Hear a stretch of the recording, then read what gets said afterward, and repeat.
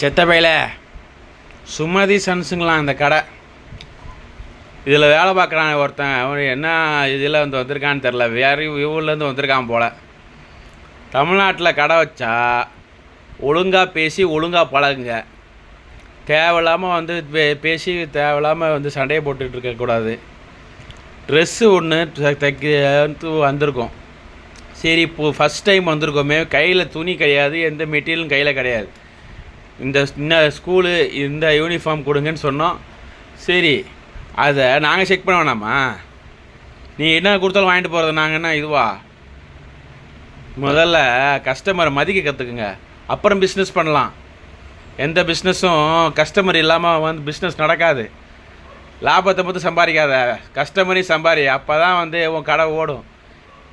உன் கடை ஓடுதோ ஓடலையோ அது எனக்கு தெரியாது. இன்றைக்கி வந்தது பேட் எக்ஸ்பீரியன்ஸ் கைஸ். யாரும் போகாதீங்க இந்த கடைக்கு. First experience. எந்த கடையில் நேராக கோயம்புத்தூரே போய் நான் எடுத்துருவேன். தேவையில்லாத இந்த கடைக்கு போயிட்டேன், வேஸ்ட்டு.